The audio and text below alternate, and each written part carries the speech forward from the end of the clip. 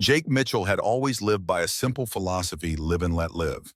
His farm, a sprawling piece of land that had been in his family for generations, was more than just a livelihood. It was a legacy, a testament to the hard work and resilience of his ancestors, waking up every morning to the sight of golden fields.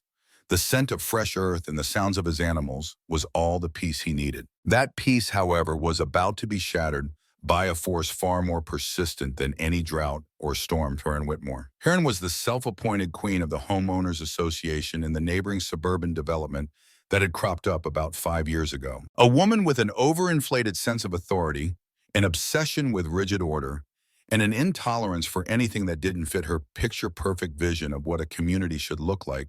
She had already made a name for herself, enforcing rules no one remembered voting for. Her latest fixation, however, was Jake's farm, which sat just outside the HOA's official boundary. The sight of his barn, his animals, and even the mere existence of his unpaved driveway seemed to offend her sensibilities. The first time Karen appeared at Jake's property, she arrived with the energy of someone who had just been personally slighted. Dressed in an immaculate beige pantsuit with a clipboard clutched tightly to her chest, she marched up to his porch with the determination of a woman who had spent her entire life getting what she wanted through sheer force of will. Jake, who had been enjoying his morning coffee on the porch, watched her approach with mild amusement.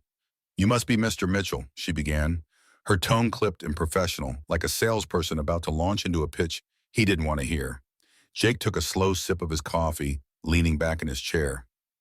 "That's me," he replied casually. "I'm Karen Whitmore, president of the Crestwood Estates Homeowners Association. I wanted to have a little chat about your property." Jake arched an eyebrow. Didn't know he had anything to do with Crestwood Estates. Karen's smile was tight, her tone growing increasingly patronizing. "Well, technically you don't, but your farm is adjacent to our community, and as I'm sure you understand, property values are a very delicate matter." Jake set his mug down, his expression neutral, but his eyes sharpening slightly. Karen continued, "We've received multiple complaints about your operations. The noise, the smell, the visual impact on the neighborhood. We have a certain aesthetic we like to maintain, and we believe your farm would benefit from some adjustments." Jake said, nothing letting her words hang in the air for a moment. The audacity of a person who didn't even live on his land telling him how to run. It might have been laughable if it weren't so infuriating. Karen, mistaking his silence for agreement or intimidation, pressed on. "Now I've brought a list of suggested improvements that would help align your property more closely with the character of Crestwood Estates. Things like painting your barn, a more neutral tone, removing that old tractor from the front path, maybe even paving over the driveway. It would really help the overall appearance." Jake gave a small shake of his head, finally letting a quiet chuckle escape. "Ma'am," he said, rising slowly to his feet and stepping down from the porch. "You may run a neighborhood, but this here's a farm. And around here, we don't pave over dirt unless we plan to bury something under it." Karen blinked, momentarily thrown off. Jake continued, his voice calm but firm. "You don't get to make decisions on land that's not yours. I appreciate your visit, but this conversation's over." He tipped his hat, turned, and walked back inside, leaving Karen speechless on the porch. Jake let out a short laugh. "Adjustments. For starters," Karen replied, her voice even, but firm, "that large red barn is quite an eyesore. Perhaps you could repaint it to something more neutral, or better yet, downsize. And then there's the matter of the rooster. Some of our residents have mentioned being woken up before sunrise. It's quite disruptive." Jake studied her for a moment, trying to determine whether she was serious. The barn had been standing for nearly 60 years, its red paint a staple of the farm's identity. As for the rooster, that was just nature doing what nature did. "So let me get this straight," he said, finally rubbing his chin. "You want me to change the color of my barn and somehow convince a rooster to hit the snooze button because your residents don't like the sound of the countryside?" Karen's smile remained, but her eyes flashed with impatience. Mr. Mitchell, I understand change can be difficult, but this is really in everyone's best interest. I'd hate for this to become a more complicated issue." Jake sighed, standing up and stretching. "Well, Ms. Whitmore, I appreciate you stopping by, but my farm isn't part of the HOA. I don't answer to your rules, and as far as I can tell, my land, my barn, and my animals aren't hurting anyone." Karen's lips pressed into a thin line. "We'll see about that," she said before turning sharply on her heel and marching back to her SUV. Jake watched her go, shaking his head. He had dealt with stubborn animals before, But something told him Karen was going to be a whole different kind of problem. The trouble started almost immediately after that encounter. First came the letters, formal notices on HOA letterhead, demanding that he comply with neighborhood standards, despite the fact that his farm was clearly outside their jurisdiction. Then came the complaints calls to the county about supposed code violations, none of which held any legal weight. Jake dismissed them at first, thinking it would all blow over. But when Karen showed up again this time, flanked by two equally self-important HOA board members, he realized she wasn't going to let it go. "You again," Jake said, wiping his hands on a rag as he stepped away from fixing the fence. "Mr. Mitchell." Karen greeted him with an exaggerated sigh, as if this were some exhausting formality rather than a conflict she had willingly escalated. "I was hoping we could handle this civilly, but you continued to ignore our requests." Jake crossed his arms. "That's because your requests are ridiculous." Karen ignored his response and handed him another document, as per HOA regulations. "I'm not in your HOA," Jake interrupted, waving the paper back at her. "As per HOA regulations," she repeated, her voice tightening, "all properties within visual range of Crestwood Estates must adhere to community aesthetic guidelines. We are prepared to take further action if necessary." Jake chuckled, shaking his head. "Lady, you're not my landlord. You don't have any authority here." Karen's jaw tightened, her composure beginning to crack. "If you insist on being uncooperative, I assure you there will be consequences." Jake stepped closer, eyes steady. "I grew up on this land, built fences with my father, harvested crops with my grandfathers. I've lived here longer than Crestwood Estates has existed. And no HOA president with a clipboard is going to bully me into turning my home into your idea of suburbia." Karen narrowed her eyes. "Then I guess we'll see who wins this." Jake didn't flinch. "Oh, I think we will." With that, she turned and walked away again. Jake watched her go, the tension in his shoulders replaced by determination. This wasn't over, but if Karen wanted a fight, well, she just picked one with the wrong farmer. Karen's expression didn't falter. But one of the board members, a wiry man with thick-rimmed glasses, interjected. "We have been in contact with county officials regarding zoning laws. If your farm is found to be in violation of certain regulations, you may be subject to fines." Jake's amusement faded slightly. He knew his farm was in perfect compliance with agricultural zoning, but he also knew people like Karen were relentless. They dig and dig, looking for any excuse to make life miserable. "Well, you go ahead and do what you have to do," he said, stepping closer. "But if you or anyone from your HOA so much as steps foot on my land again, I'll be calling the sheriff for trespassing." Karen's expression finally cracked, a flicker of frustration crossing her face before she masked it again. "You're making this more difficult than it needs to be." "No," Jake said, his voice steady. "I think you are." With that, he turned his back on her and walked away, leaving her and her lackeys standing there in the dust. He could almost hear her teeth grinding as she huffed and stormed back to her car, her heels crunching against the gravel like punctuation to her fury. That should have been the end of it. But as Jake would soon learn, Karen wasn't the type to take no for an answer. She had declared war, and she wasn't backing down. The first sign that Karen was escalating things came in the form of an official-looking envelope slipped quietly into Jake's mailbox under the cover of darkness. He found it early the next morning while grabbing the mail, the HOA logo stamped smugly in the top left corner. He smirked. They really thought a few fancy words on letterhead were going to scare him. Inside the letter outlined a list of violations his farm was allegedly committing, each one more ridiculous than the last. Among them, unapproved exterior color, red barn clashes with neighborhood aesthetics, excessive noise pollution, rooster crowing before 800 dam, and unauthorized livestock goats. Cows and chickens are not allowed within community guidelines. The kicker, a demand that he cease and desist all non-compliant activities within 7 days or face legal action. Jake burst out laughing right there on his porch, nearly spilling his coffee. The audacity was impressive. He wasn't even part of the HOA. They had no legal grounds to dictate a single thing on his property, but the fact that they were willing to put this nonsense in writing meant one thing. Karen wasn't giving up. Instead of replying, Jake took the letter inside, tacked it onto his fridge like a trophy, and went about his day. He figured that would be the end of it, but he was wrong. That was just the beginning. The next escalation came in the form of county inspectors. Apparently someone, I wonder who had filed multiple complaints about alleged health hazards on his farm. Over the next week, Jake received visits from the county health department, the zoning commission, and even animal welfare services.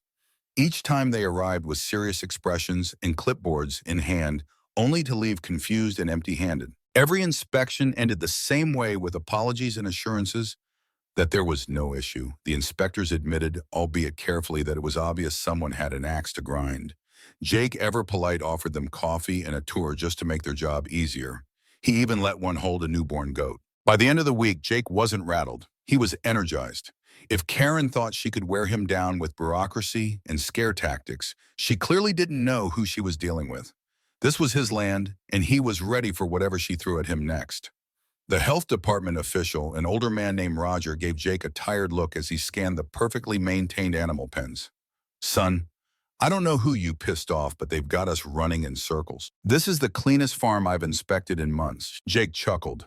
"Wouldn't happen to be a certain HOA president sending you, would it?" Roger sighed. "I can't say officially, but off the record. Yeah, her name's on every complaint." They shook hands, and Roger left, grumbling about entitled busybodies with too much time on their hands. But Karen wasn't done. Within days, handwritten complaints started appearing in his mailbox, unsigned. Of course, but written in the same passive-aggressive style Karen was so fond of. "Your farm smell is making our property values plummet. Please be considerate of your neighbors. The sight of farm animals is distressing to young children. Consider fencing them off from public view. A well-kept lawn is a sign of respect. Mow the fields or expect further action." Jake was starting to get genuinely impressed by the sheer pettiness on display. Then things took a turn. One afternoon, while working on repairing a section of his old wooden fence, Jake heard the unmistakable sound of a chainsaw roaring to life. The noise wasn't coming from his property, but from the HOA side near the boundary. Curious and suspicious, he set down his tools and walked over to investigate. What he saw made his blood boil. A group of hired workers was putting up a fence on his land. Not just any fence, but a high, ugly, steel-gray structure designed specifically to block the view of his farm. They were cutting through a section of his property line to install it, acting as if they owned the place. And who was standing there supervising with a smug look on her face? Karen, clipboard in hand, nodding approvingly. Jake strode up, voice like steel. "What the hell do you think you're doing?" Karen turned her expression, the perfect blend of fake surprise and feigned politeness. "Oh, Mr. Mitchell, just implementing some community improvements. This new privacy fence will help protect the visual harmony of Crestwood Estates." Jake gestured at the workers who had the decency to at least look uncomfortable. "This fence is on my land." Karen's smile didn't falter. "Well, that's debatable. You see, the community has reviewed older survey maps, and we believe the original property lines were drawn incorrectly. Since your farm borders our neighborhood, it's in everyone's best interest to adjust accordingly." Jake's fingers curled into fists. They were literally trying to steal his land. "You believe the property lines were incorrect?"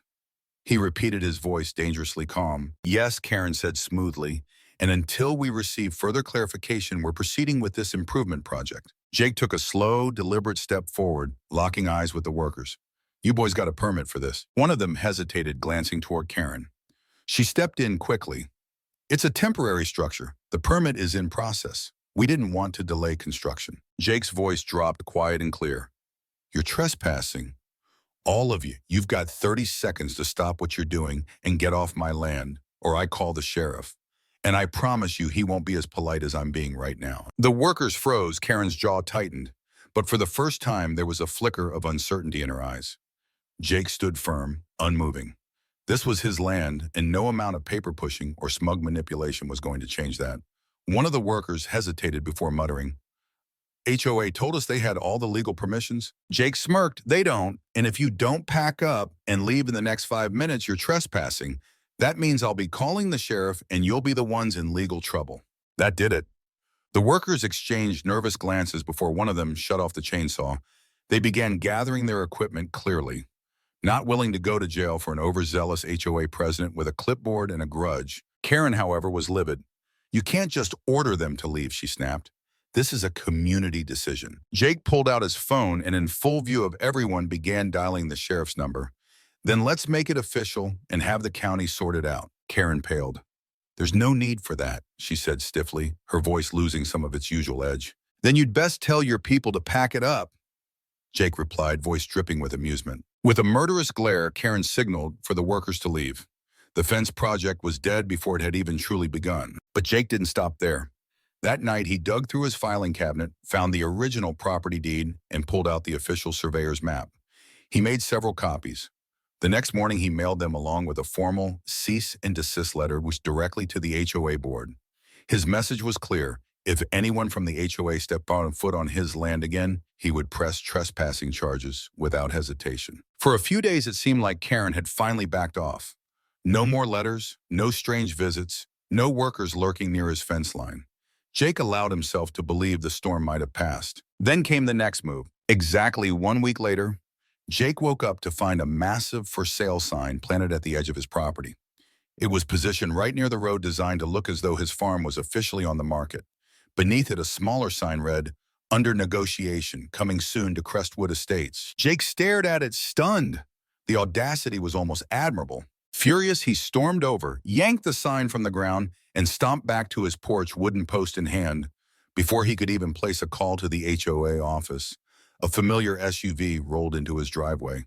Karen stepped out, sunglasses perched atop her head, and a smile painted across her face like everything was perfectly normal. "Oh, good morning, Mr. Mitchell," she chirped, her voice falsely sweet. "I see you've noticed the sign. There's been a misunderstanding, I'm sure." Jake folded his arms across his chest. "Do tell." "Well," she continued, eyes gleaming with that same forced charm, "we at the HOA have been in discussions about acquiring nearby properties for future expansion. Some realtors assumed your farm was included in the new Crestwood development, and the sign was placed prematurely." Jake raised an eyebrow. "You're telling me a real estate agency just mistakenly put a for sale sign on my land completely by accident?" Karen's smile faltered slightly.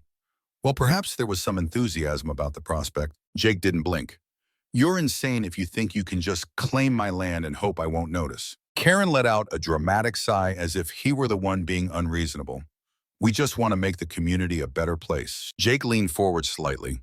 "Lady, the only thing you're improving is my determination to make sure you never step foot on this land again." For the first time, Karen didn't have a quick comeback.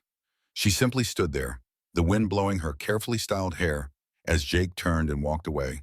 Without another word, Jake took a slow step forward. "Here's what's going to happen. You're going to call whoever put this sign up and tell them to never set foot on my property again. Because if I see another one, I won't be tearing it down. I'll be suing the entire HOA for fraud." Karen paled. "Now, Mr. Mitchell, let's not be hasty." Jake pulled out his phone. "I can also get the county involved if you'd like." Karen's lips pressed into a thin line. With an angry huff, she spun on her heel and stormed off. Jake watched her go, shaking his head. She wasn't done. He knew that much, but neither was he. Karen was relentless. If she couldn't force Jake to comply through legal intimidation complaints or blatant land theft, she'd find other ways to make his life miserable. But what she hadn't counted on was that Jake wasn't the kind of man to roll over and take it. He wasn't just going to push back. He was going to make sure Karen regretted every single step she took against him. The first thing he did was get ahead of her tactics. He visited the county records office and pulled every single document related to his farm property. Deeds, zoning approvals, land use, permits, everything. He made copies of each one, organized them in a binder, and kept it on hand. If Karen tried anything underhanded again, he'd be ready to shove cold hard legal proof in her face. Then Jake went on the offensive. He called Sheriff Tom Caldwell, an old family friend who'd known the Mitchells since Jake was a kid, and filled him in on the entire situation. Tom already knew about the bogus complaints, but hadn't realized just how far Karen was pushing things. "You're telling me she tried putting up a fence on your land and then slapped a for sale sign on it?" the sheriff said, incredulous. "Yep," Jake replied, "and I've got the photos and documents to back it up." Tom sighed heavily. "All right, you let me know if she or any of her people steps a toe out of line again. The next time they trespass, I'll make sure they get the message loud and clear." With backup secured, Jake turned his attention to something else, making Karen's life as miserable as she was trying to make his. First came the petty revenge. Karen had complained about his rooster. Fine, Jake decided to buy more. He purchased 3 new roosters and set up a perfectly legal but obnoxiously loud morning routine. Every morning at 5 a.m. sharp, the chorus of crowing would begin echoing across the fields and all the way into Crestwood Estates. There was nothing illegal about it. In fact, it was the most natural sound in the world. But Karen would hear it every single morning, and she would know it was intentional. Then he planted sunflowers Karen had once written. that his fields were an eyesore compared to the manicured, sterile lawns of the HOA. So Jake leaned into it. He planted an entire field of bright yellow sunflowers directly along the property line. Within weeks, they grew tall and dense, forming a vibrant, towering wall between his farm and the HOA development. Now, instead of looking at what Karen had called ugly farmland, the residents of Crestwood Estates were treated to a view of waving golden petals, cheerful bold, and completely obstructing their pristine sightlines. Jake didn't need to break the rules to fight back. He just needed to remind Karen that this was still his land, and he was done being pushed around. But the real fun came when he got the town involved. Jake had a friend, Mason, who ran the local farmers market. Together, they came up with an idea. Why not host a weekly farm event on Jake's land? It would be perfectly legal, and best of all, it would be loud. That next weekend, Jake put up flyers. Farmers Fun Day free entry. Come meet the animals, enjoy fresh produce, and support local farmers. The turnout was bigger than expected. Dozens of families showed up, kids running around, petting goats, adults buying fresh eggs and milk, and even a few local musicians who volunteered to play live country music. It was wholesome, it was joyful, and to Karen it was an absolute nightmare. As expected, she came storming up to the event, livid. "This is completely unacceptable," she screeched, waving her clipboard like a weapon. "You can't just turn your farm into a public spectacle." Jake, grinning, crossed his arms. "Oh, but I can see. I checked the county laws and my property is fully zoned for agritourism." Karen's eye twitched, but the noise, the parking, all legal, county approved. "And people love it," Jake said, gesturing to the happy families around him. "In fact, I might make it a weekly thing, maybe even expand it to a full farmer's market." Karen opened and closed her mouth, looking like she might actually explode. With nothing left to argue, she turned on her heel and stomped away, muttering something about bringing this up with the board. But Karen wasn't done, and neither was Jake. The next escalation was dirty. A few days later, Jake started noticing strange cars parked near the road at odd hours. At first, he thought it was just nosy HOA members, but then he saw a drone flying over his property. That's when it hit him. Karen had actually hired a private investigator. Jake caught the guy snooping around, taking pictures from just outside the fence line. "What the hell do you think you're doing?" Jake called out. The man, caught red-handed, tried to play it cool. "Just checking on a local property dispute." Jake snorted. "Yeah, well, you can check from a distance. This is private property. You're not welcome." Later that evening, Jake received yet another HOA letter. This time, a new list of alleged violations. Among them were unsanitary animal conditions, impossible zoning infractions. Karen was clearly digging for anything she could use to bring him down. Jake had had enough. He called his lawyer, had a full cease and desist order drafted, and then walked straight into the next HOA board meeting. Karen, of course, was in her element, standing at the front, lecturing the other members about upholding community standards, when Jake walked in uninvited. Gasps filled the room. Jake didn't live in the HOA. He had no business being there technically, but he didn't care. He marched straight to the front, dropped a thick stack of legal papers onto the table, and crossed his arms. "You've been harassing me, trespassing on my land, filing false complaints, and now you're sending people to spy on me," Jake said, his voice echoing through the room. Karen turned bright red. That's a ridiculous accusation." Jake didn't budge. "My lawyer doesn't think so. Neither does the sheriff. This," he pointed to the papers, "is a formal cease and desist. If you or anyone acting on behalf of this board steps near my property, again, we're going to court." Karen opened her mouth to argue, but the room had gone silent. Even the board members were shifting uncomfortably. Jake looked around, then nodded. "Once I suggest you read every word." With that, he turned and walked out, leaving behind stunned silence and a very pale Karen. Jake smirked. "Really, because I have security footage of your investigator snooping around. And this," he pointed at the documents, "is an official legal notice. If you don't stop immediately, I'll be suing not just the HOA, but you personally for harassment, defamation, and illegal surveillance." The room went dead silent. A few HOA members shifted uncomfortably. Clearly not everyone was on board with Karen's crusade. One older woman cleared her throat and spoke softly. "Karen, maybe we should just let this go. He's not actually part of the HOA." Karen's face was practically purple with rage. "He's disrupting the community." Or Jake interrupted, "You're just a control freak who doesn't know when to quit." Karen looked like she wanted to scream, but before she could get another word out, the HOA president, an older, quiet man named Richard, finally spoke up. "I think Mr. Mitchell is right. Richard said, flipping through the stack of papers Jake had dropped.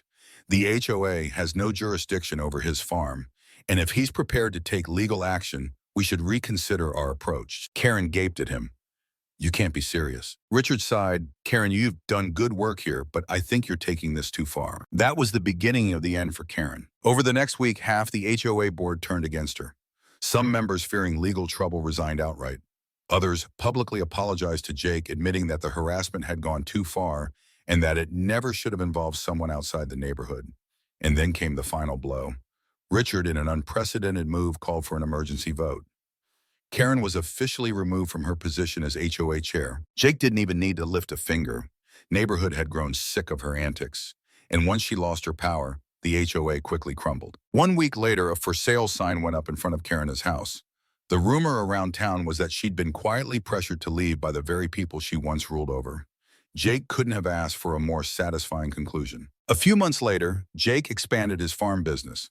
What had started as a weekly farmers event turned into a thriving local attraction. Families came from across the county to visit Mitchell Farms.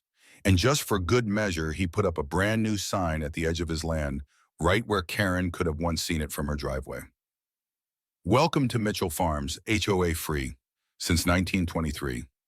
It became a town landmark, proof that sometimes the little guy really can win. Karen may have started the war, but Jake finished it. Word of the feud spread like wildfire. The story of Jake Mitchell, the stubborn farmer who took on the overzealous HOA dictator, became a local legend. What had started as a personal conflict turned into a full-blown community drama, with Crestwood Estates caught squarely in the middle. But the neighborhood's reaction wasn't exactly what Karen had envisioned. At first, some of the more die-hard HOA members rallied behind her. These were the folks who lived for the rules, people who measured their grass with a ruler, reported kids for riding bikes on sidewalks, and relished the power of a complaint letter. They fully bought into Karen's narrative about Jake's farm being an eyesore that ruined their suburban paradise. To them, property values were sacred, more important than a man's right to live in peace on land that had been in his family for generations. In their minds, Jake was the obstacle, and selling the land to the HOA was the so-called reasonable solution. But the town saw it differently, and that Karen never expected. But then there were the neutral homeowners, people who just wanted to grill in their backyards without getting an HOA fine for unauthorized smoke. They had no real problem with Jake and didn't care that a farm sat on the outskirts of their development. To them, it had always been there, and his land was his business. These folks watched the situation unfold like it was the town's newest reality TV show, complete with Karen's outbursts, Jake's petty revenge tactics, and the sheer absurdity of it all. They had no stake in the fight, but they sure as hell enjoyed the drama. Then came Jake's unexpected allies, the HOA rebels. These were the people who had been living under Karen's iron rule for years, quietly fuming, but too afraid to push back. They'd been fined for the most ridiculous infractions. Mailboxes too high, Christmas lights left up a day too long, even children's chalk drawings on the sidewalk. Karen had made their lives miserable, and they saw Jake's fight as a beacon of hope. One of the first to reach out was Linda Matthews, a middle-aged woman who had lived in Crestwood Estates since it was built. She had once served on the HOA board before Karen forced her out. One afternoon, she strolled onto Jake's farm with a fresh-baked apple pie and a knowing smirk. "You don't know it yet, Jake, but you're doing God's work," she said, handing him the pie. Jake raised an eyebrow. "Didn't figure HOA folks for the pie gifting type." Linda snorted. "Oh, please. Not all of us are lunatics. You think I like getting fined because my grandkids drew a hopscotch board on my driveway?" She shook her head. "I want Karen gone, and I'm not the only one." Linda wasn't bluffing. Over the next few days, more and more residents started coming forward quietly, offering support to Jake. They couldn't openly defy the HOA just yet. Karen still had influence, but they started leaking inside information. That's how Jake found out Karen had been faking complaints. One of the rebels, Greg, an older veteran with a no-nonsense attitude, showed up one evening with a manila folder and a devilish grin. "You're gonna love this," he said, sliding the folder across Jake's porch table. Inside were printed copies of internal HOA emails. "Karen's been sending in fake complaints under different names," Greg explained. "She knew the county would ignore her if all the reports came from the HOA itself. So she made up fake resident names to pad the numbers." Jake let out a low whistle. "That's bold." "Oh, it gets better," Greg added. "She also tried to get the board to approve a special assessment, a one-time fee every homeowner would have to pay. She wanted to use HOA funds to legally fight you. Jake laughed. She really thought she could make people pay for her personal vendetta. She tried, Greg said, smirking. Didn't go over well. Indeed, the tides were turning. Some of the more level-headed HOA members were starting to grow weary of Karen's obsession. They began asking the obvious questions. Why were they wasting time and resources harassing a farmer who wasn't even part of their community? Why were they spending their meetings drafting complaints instead of improving their own neighborhood? Jake hadn't just stood up for himself. He'd exposed the rot at the heart of the HOA. And now people who had once feared Karen were starting to see her for what she truly was, a bully in a blazer with too much time and far too little oversight. Then there were the town outsiders, the people who didn't live in Crestwood estates but had a strong opinion anyway. Small town gossip was a force of nature. And before long, Jake's battle with the HOA became the town's favorite source of entertainment. A local Facebook group blew up with posts about it. I don't even live in Crestwood, but I hope the farmer wins. HOA people are the worst. The fact that Karen thought she could annex a farm into her HOA is absolutely insane. I want a reality TV show about this. I'd watch the hell out of it. Even the local diner got involved. A waitress at Maggie's Cafe started naming menu items after the feud. The Karen special, a plain dry chicken sandwich with a side of unsalted fries. The Jake burger, a hearty, fully loaded cheeseburger with extra bacon. It became such a hit that people stopped in just to order the joke items. It got so big that the local newspaper ran a feature story on the conflict, complete with interviews from Crestwood residents and commentary from nearby townsfolk. One of Jake's personal favorites was a quote from an anonymous HOA member. "Look, I don't love the farm being there, but if I have to choose between hearing a rooster in the morning or another 2 years of Karen running the HOA, I'll take the damn rooster." Of course, Karen was furious. Her power was slipping and she knew it. The HOA members who once trembled at the sound of her footsteps were now openly ignoring her rules. But Karen wasn't the kind of woman to go down quietly. That's when she tried to pull the ultimate power move. One morning, Jake woke up to find that every road leading to his farm had been lined with freshly staked signs. No trespassing. Private community. In a last-ditch effort, the HOA had tried to claim that the public access roads were private property. Jake stood at the edge of his driveway, staring at the signs in disbelief. She was getting desperate and sloppy. Not one to let things slide, Jake picked up the phone and made a few calls. Within hours, a county official showed up, and he was not happy. Turns out the HOA had absolutely no legal authority to block a public road. In fact, the county had already been getting tired of Karen's frequent complaints and manipulations. By the end of the day, the signs were removed. Not only that, but Karen received a formal warning from the county for attempting to interfere with public access. That was strike 3. She was out of favors, out of allies, and running out of time. The HOA had reached its limit. An emergency board meeting was called, and this time Karen wasn't protected by fear or loyalty. She was outnumbered. That night, Jake received a text from Linda. "It's happening. They were voting to remove her as president." Jake grinned and texted back a thumbs up. A few hours later, another message buzzed through. "She's out. It's over." Karen had finally lost her grip on the HOA. The very machine she'd controlled with an iron fist had turned on her. By the next morning, her house was on the market.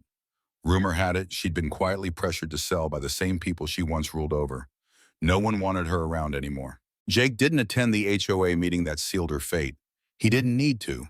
Instead, he sat on his porch, sipped his coffee, and listened to the familiar crowing of his roosters echoing across the field. Peace had finally returned, and this time it was staying Karen's downfall. Wasn't just a singular moment, it was a glorious drawn-out collapse that exposed her for the power-hungry fraud she had always been. She had spent years ruling the HOA with an iron fist, but the problem with ruling through fear was that the second people stopped fearing you, they turned against you. And once her downfall began, it was like watching a dam burst. It all started with the emergency HOA meeting. The same board members who had once cowered in her presence were now openly questioning her leadership. Richard, the HOA president, had never been a fan of Karen's antics, but as long as things ran smoothly, he had tolerated her. This whole war with Jake, however, it had crossed a line. That night, Crestwood's community center was packed. Homeowners who normally avoided meetings came in droves, eager to witness the reckoning. Jake didn't bother attending. He didn't need to. The same people who had once cheered Karen on were now demanding she step down. "Let's get straight to the point," Richard said, standing at the front of the room. We've received multiple formal complaints regarding the misuse of HOA resources, unauthorized decisions, and possible legal exposure, all tied to Karen's personal crusade against a property that isn't even under our jurisdiction. Karen, sitting at the head of the table as if she still ran the show, scoffed. That's a ridiculous accusation. I've only done what's best for this community. Greg, the veteran who had handed Jake the internal HOA emails, stood from his seat and pointed a finger. Bull, you've used our funds and our rules to harass a man who doesn't even live in our development. You tried to make us pay for your legal mess. We're done. A wave of murmurs swept through the room. Agreement, frustration, and growing anger. Linda, who had been waiting patiently for this moment, rose and added, let's not forget the fake complaints, the illegal fencing, or the time you hired a private investigator to spy on him. You crossed every line. Karen's face flushed red. I don't have to sit here and listen to baseless accusations. They're not baseless, Richard said, raising a thick folder filled with documents. Jake Mitchell sent this to the board, an official cease and desist. The county already issued a warning for your abuse of authority. If we don't act tonight, we're opening ourselves up to a massive lawsuit. That was the final straw. No more debates, no more warnings. A vote was called on the spot. Karen was officially removed as HOA enforcer. She tried to protest, tried to plead, threaten, and even guilt-trip the board. But it was too late. They had turned on her without their backing. She had nothing. The final humiliation came moments later when Richard stepped forward holding a printed document. As of tonight, you are no longer authorized to represent this HOA in any capacity. He set his tone, calm but firm. Karen, I strongly suggest you list your house for sale because after everything you've done, nobody in this neighborhood wants you here anymore. Karen sat frozen for a moment as if the words hadn't registered. Then she stood knocking her chair back, her face a mixture of rage and disbelief. But there were no more allies in the room, no nods of support, no whispered encouragement, just silence. Outside the community center, the town was already buzzing with the news Karen Whitmore, the once untouchable queen of Crestwood Estates, had fallen. And for the first time in years, the neighborhood felt free. Karen sat there, her hands trembling with rage. She had lost, and for a woman like her, there was nothing worse than losing. The very next morning, a moving truck appeared in front of Karen's house. Rumor had it she wasn't just leaving the neighborhood, she was leaving town altogether. Some whispered she was relocating out of embarrassment. Others said the pressure had simply become too much. Whatever the reason, she was gone. But Jake wasn't finished delivering justice. That same afternoon, he had a new sign custom-made and installed it along the edge of his property facing Crestwood Estates. It read in bold black letters, "Welcome to Mitchell Farms. No HO, no Karens. No problem." The sign quickly became a local landmark. People from all over town came by to take pictures next to it. Some even brought lawn chairs and coolers just to sit and laugh at the message. It was cathartic, funny, pointed, and perfectly symbolic. 1 week later, Karen's house was officially listed for sale. 2 weeks after that, she was gone. Just like that, the reign of HOA Karen had come to an unceremonious end. With Karen out of the picture, peace finally returned, not just to Crestwood Estates, but also to Jake's farm. The shift was almost immediate, and it was almost comical. Residents who had once lived in fear of fines and nitpicking began to relax. Yards that had been subject to Karen's strict rules were now filled with personality. Garden gnomes reappeared. Colorful flowers bloomed. Kids rode their bikes freely without the threat of a warning letter. Families chatted on porches long after sunset, no longer afraid of breaking some obscure rule. For Jake, life got even better. The newly reformed HOA board, under fresh leadership, sent him a formal letter of apology. Jake, always one to appreciate irony, framed the letter and hung it right next to Karen's infamous cease and desist notice. The two documents side by side told the whole story: pride, persistence, and poetic justice. But the best part, they actually tried to make peace. One calm evening, Linda and a few of the former HOA rebels showed up at Jake's farm, carrying a large basket of baked goods. Muffins, cookies, a loaf of banana bread, and right on top, a homemade pecan pie. "We figured we owed you a proper apology," Linda said, handing him the basket with a warm smile. Jake smirked, leaning casually against the porch railing. "What's this?" "An HOA trying to make amends. Never thought I'd live to see the day." Linda chuckled. "Let's just say that without Karen breathing down our necks, things are a little different now." One of the others, a quiet man named Ted, scratched his head awkwardly. "Honestly, Jake, most of us never had a problem with your farm. We didn't want to end up on Karen's hit list. Understandable, Jake said, nodding. He took a bite of the pecan pie and let out a low, appreciative hum. She had a real talent for making life hell. Linda smiled. But now that she's gone, we were hoping for a fresh start. No more fighting. Jake considered it for a long moment, watching the sun dip below the horizon. The farm was quiet, peaceful, just as it should be. Well, he said, finally a glint of amusement in his eyes, as long as nobody tries to annex my land again. I think we can call a truce. Laughter rippled across the porch. For the first time in a long time, Crestwood and the farm weren't at war. They were neighbors, and this time it felt like the beginning of something good. Everyone laughed, and just like that, years of hostility began to fade. Tensions that had once felt permanent started melting into the past.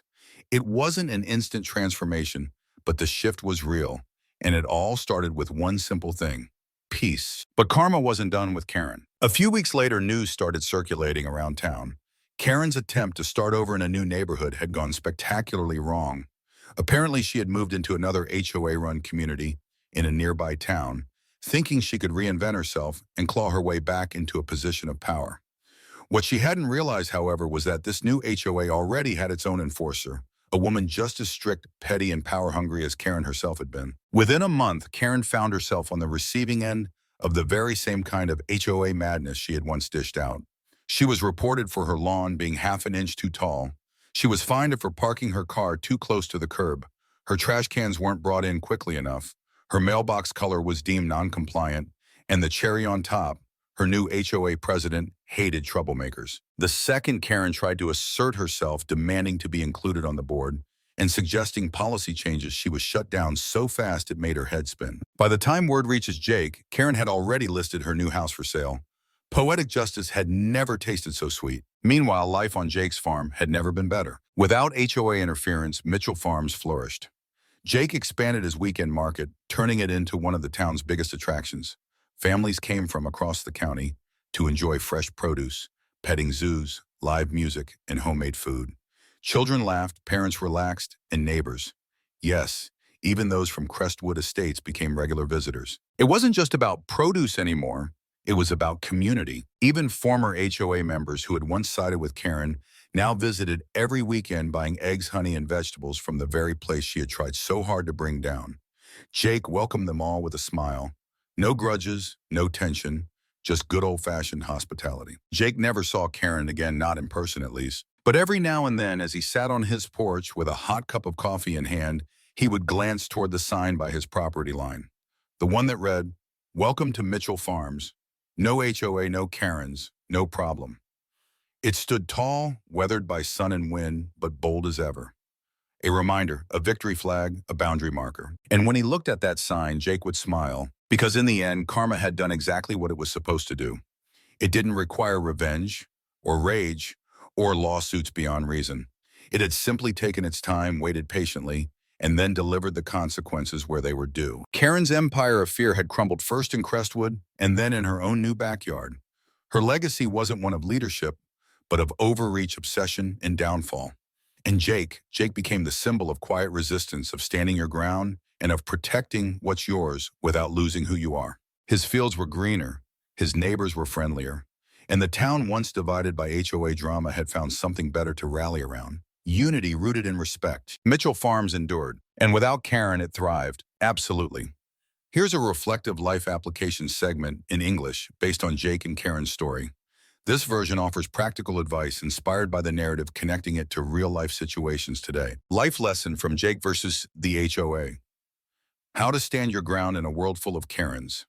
Jake Mitchell's story is more than just an entertaining feud with a power-hungry HOA president. It's a lesson in standing up for yourself with dignity, strategy, and patience. In today's world where overreach, manipulation, and unnecessary conflict seem all too common, whether it's in our workplaces, communities, or even online, Jake's approach offers some powerful takeaways. Here are a few life lessons we can apply from his experience. 1. Know your rights and be prepared to defend them. Jake didn't yell or threaten. He researched, documented, and used facts to defend himself. In real life, this reminds us that knowledge is power. Whether it's a property dispute, a workplace issue, or an unfair accusation, gathering proof, understanding the rules, and calmly standing your ground is far more effective than reacting emotionally. Don't let bullies intimidate you. Curtin ruled with fear, but only until people stopped being afraid. In your life, there may be people who try to control others through authority, pressure, or manipulation. Remember, you don't have to comply with someone just because they speak louder or act like they're in charge. Boundaries are healthy and necessary. 3. Respond with class, not chaos. Jake's revenge wasn't cruel, it was clever, legal and community building. When you're mistreated, it's tempting to go low. But Jake teaches us that the best response is one that makes you stronger while keeping your integrity intact. Keep it smart, keep it lawful. Let your actions speak louder than their drama. 4. Build allies, not enemies. Jake didn't fight alone. He quietly earned the support of others by staying honest and consistent. In your personal or professional life, it's essential to foster good relationships. You never know who's quietly rooting for you.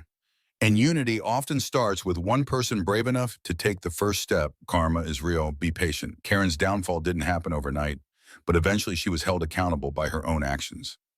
The takeaway, you don't always have to chase revenge. Sometimes life takes care of it for you if you stay grounded and focused. Jake's story is a reminder that you don't need to be loud to be strong, and you don't need to fight dirty to win. In a world full of Karens, be like Jake, informed, respectful, and unshakably rooted in your values. Protect your peace, stand your ground, and never forget, sometimes the best justice is simply living well.